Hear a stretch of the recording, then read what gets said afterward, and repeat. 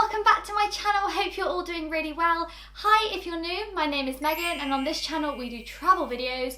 We do a lot of Disney videos and we do deal videos because I love saving you guys money on your next trips. So you guys are here because you want to know the top 5 rides that you couldn't, shouldn't, wouldn't want to miss in Disneyland Paris. So whether you're off to Disneyland Paris for one day and you want to park hop between both parks, or you're going for a leisurely week and you want to know what to prioritise, what to queue in, what to fast pass, then you guys are definitely in the right place.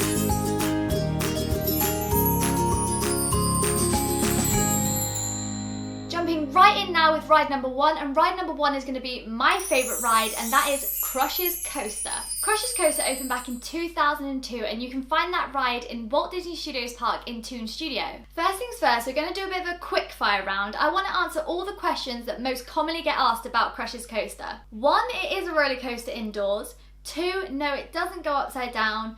3, yes, it does spin, but only on the drops and the bends. And 4, no, it doesn't have a fast pass. Now that last one is something that always annoys me about Crush's Coaster. Not only is it my favourite, but it's so many people's favourites and the queue is always so long and there just isn't a fast pass for it. So because this ride is one of my top 5 rides that you cannot miss, I'm going to give you guys some tips on how to make it easier to get on this ride. The best times to ride Crush's Coaster would be number 1 in the mornings. Always head straight to Crush's Coaster before the queues get big. Also, if you have magic park hours with your Disney hotel, use them. Go straight to Crush's Coaster and you'll hardly wait in line at all. Number 2 is in the evenings. Now my tip would be to head to Crush's Coaster about an hour before the park closes.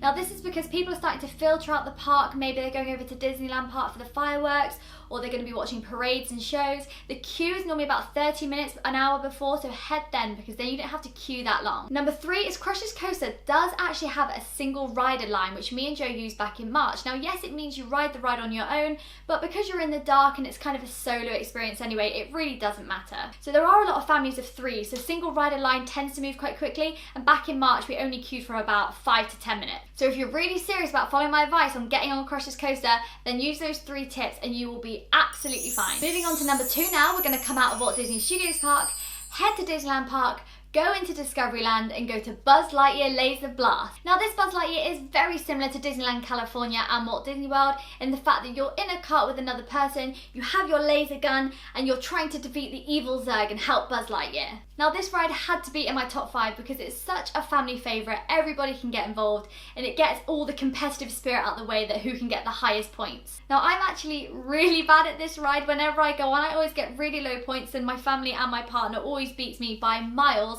but it makes it even more fun when you have to go back on and try and beat them. You can get a fast pass with Buzz Lightyear, however I personally wouldn't suggest using one only because the ride is on a constant conveyor belt and it's always moving, so the queue always moves quite quickly, and I think the most we've ever had to queue for this ride is about 20 minutes. Also the queue is really interactive, it's great for kids, and you get to meet Buzz Lightyear himself, so that's worth the queue. Moving on to ride number 3 now, and I'm going to be honest, this ride nearly didn't make the cut. Now we're going to stay at Discoveryland and we're heading to Star Wars Hyperspace Mountain. Now don't worry, I am going to explain what I mean. Now that's because number 3 on my top rides is actually going to be Rock and Roller Coaster starring Aerosmith.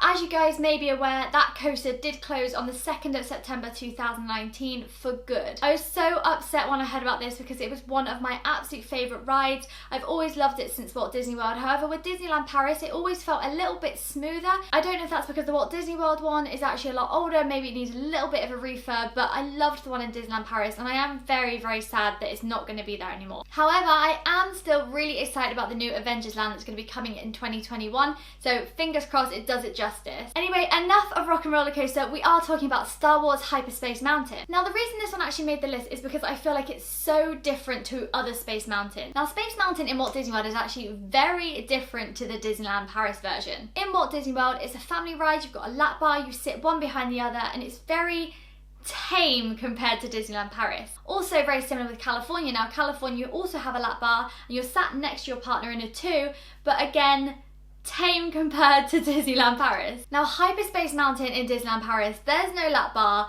there is a harness that comes over your head. It does go upside down, it does shoot you off, and it is incredibly fast. Now this ride is the definition of thrill seeking. I still feel that you should go on this to see if you like it. Again, with this ride you do have the option to fast pass, which I would take advantage for because it is a popular one. A lot of people, because it's so different to the other parks around the world, a lot of people do want to try it out and see with the Star Wars elements, so sometimes a fast pass is necessary. However, when we went in March, I don't know if it was just a really good time of year, but we only queued about 20 minutes, so we managed to go on it a few times. Also, there is a single rider line, so if you are on your own or you've got a family and they don't really fancy it, or if you just want to go and the queue is really long so you just want to skip it, then you can use the single rider line as well. So before I take you back over to Walt Disney Studios Park for my 5th and final ride, we're going to stay in Disneyland Park and head to Adventureland for ride number 4. You guys are probably wondering what the ride is, and my ride number 4 is going to be Indiana Jones and the Temple of Peril. The reason I chose this ride is because it's completely different to the other parks. Now in Walt Disney World you've got Indiana Jones Stunt Show, which is amazing, so spectacular, and in California you've got Indiana Jones ride, which is similar to Dinosaur in Animal Kingdom. It's kind of on a track in a car, also very, very good. However, Disneyland Paris actually do Indiana Jones as a roller coaster. Now yes, the roller coaster is amazing. Not only is it really fast, but it also has a loop, so you go upside down and you sit in a cart of 6, and it's actually a really good coaster. However, it's actually the theming that made it for me. It's so good. There's fire, there's statues, and you really feel like you're on the set of Indiana Jones, which just makes the ride even better. Now this ride is actually tucked right at the back of Adventureland, so a lot of people miss it and they don't actually go on it, but I really think you should try it for yourself and see what you think. This ride does offer a fast pass system. However, when we went back in March, we went 10 minutes before the fireworks and we got on in 5 minutes. Now it said 5 minutes, but it was literally a walk on. We walked on and went straight into the front row, and it was amazing. It was actually raining as well at the time, but it actually made it even better because we were outdoors, and it made it feel like it was really blurry and what was going on, and there was fire and statues. But definitely try it, guys. Let me know what you think. It's a completely different experience, but it's got to make the top 4 just for that reason. I did give you a little hint that we're heading back to Walt Disney Studios Park for ride number 5,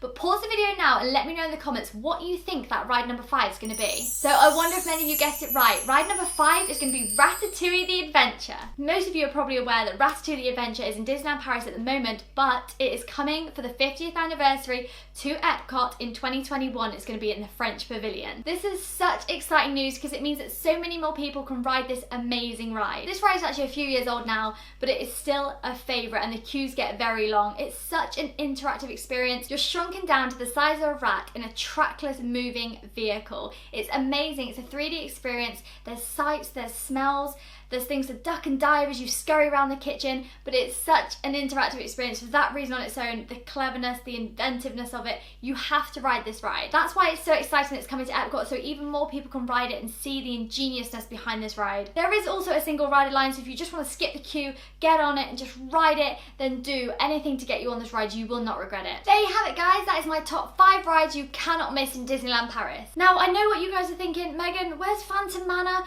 Big Thunder Mountain, Tower of Terror, and the list goes on? And honestly, I'm in complete agreement. They are all so good, but I had to choose my top 5, and I believe if you ride all these 5, your trip to Disneyland Paris will be amazing. But if you do have any favourites that you want to share in the comments, then remember to comment below and let me know. And if you want to see any more Disney tips, tricks and deals, then remember to click that notification bell, hit that subscribe button, because in my next video I'm going to be telling you why September is the best month to go to Walt Disney World. Thank you so much for watching, guys. Dream big, make magic, and I'll see you in the next one. Bye!